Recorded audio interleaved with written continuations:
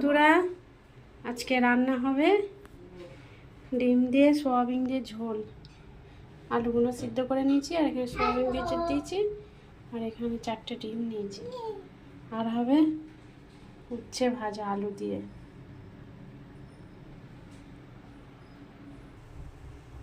তেল গরম হয়ে গেছে, এবার দিয়ে দেবো ডিমগুলো ভেজে নেব।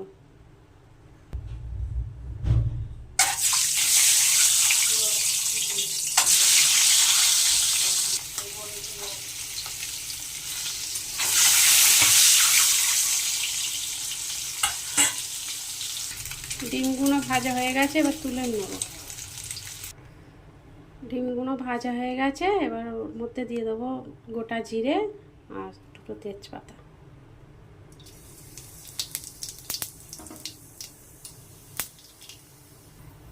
এবার দিয়ে দেবো পেঁয়াজ কুচি।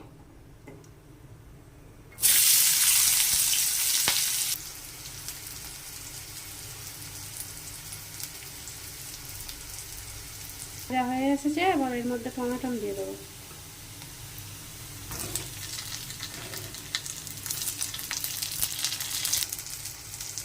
পেঁয়াজ টমেটোর মধ্যে এবার আলু সয়াবিনগুলো দিয়ে দেবো, এর মধ্যে ভেজে নেব।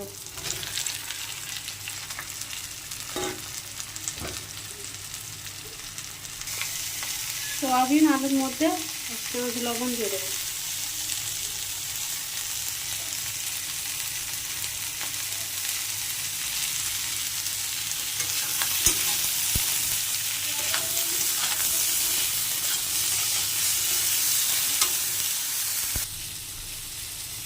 এবার আদা রসুন জিরে বাটা দিয়ে দেবো। এবার এর মধ্যে দিয়ে দিয়েছি 1 চামচ ধনে গুঁড়ো, হলুদ গুঁড়ো আর লঙ্কা গুঁড়ো দিয়ে দিয়েছি 1 চামচ, আর 1/2 চামচ হলুদ গুঁড়ো।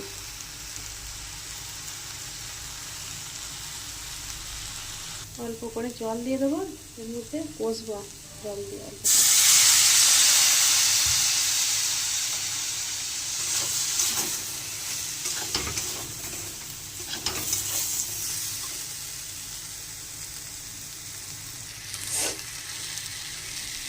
দেখো ভালোভাবে কষানো হয়ে গেছে, এবার অল্প করে জল দিয়ে দেবো। আলু তো সিদ্ধ করা আছে, সয়াবিন সিদ্ধ হয়ে গেছে, অল্প করে জল দিয়ে দেবো।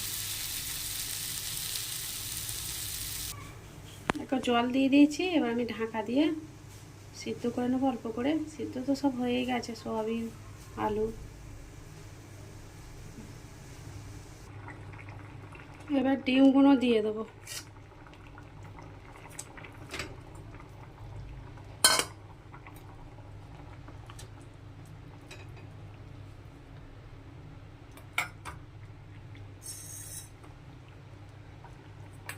দিয়ে দেবো অল্প করে গরম মশলা গুঁড়ো, গরম মশলা গুঁড়ো।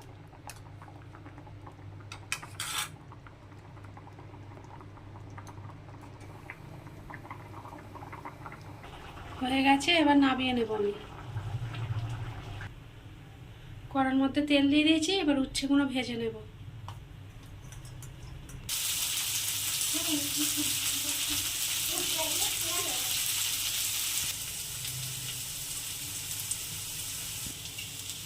উচ্ছেগুলো ভাজা ভাজা হয়ে এসছে, এবার আলু আর হলুদ মাখানো আছে, এর মধ্যে লবণ মাখানো আছে, দিয়ে দেবো এর মধ্যে।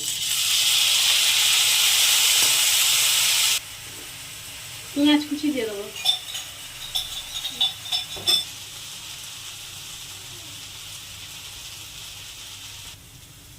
ভাজা হয়ে এসছে, এবার নামিয়ে নেব।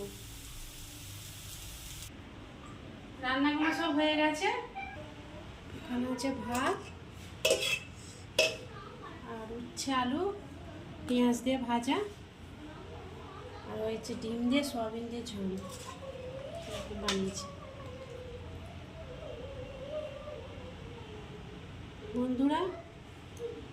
বন্ধুরা ভিডিওটা ভালো লাগলে লাইক সাবস্ক্রাইব করবে। এখানেই শেষ করছি।